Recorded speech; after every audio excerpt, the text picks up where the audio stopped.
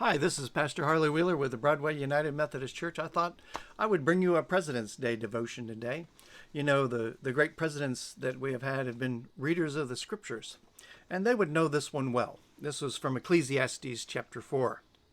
13 and 14 says, "Better was a poor and wise youth than an old and foolish king who no longer knew how to take advice. For he went from prison to the throne, though in his own kingdom he had been born poor."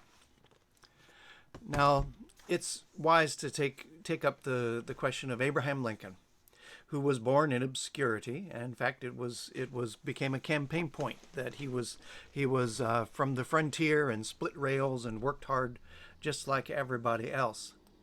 But Lincoln, Washington, the great presidents knew, you know, poverty, but the ability to be wise can lead us to greatness. Whereas if you're already in a great position and do not know how to take any advice, disaster awaits.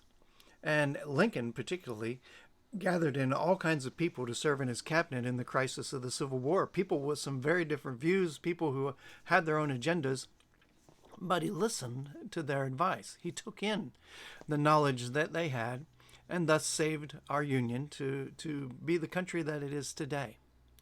And so, the great leaders of our country have understood, that whatever your beginnings, first be wise. First put the rule of God and the love of God and the fear of God in your heart. Seek God's wisdom. Seek Him in prayer at the crisis in your life, and learn how to listen.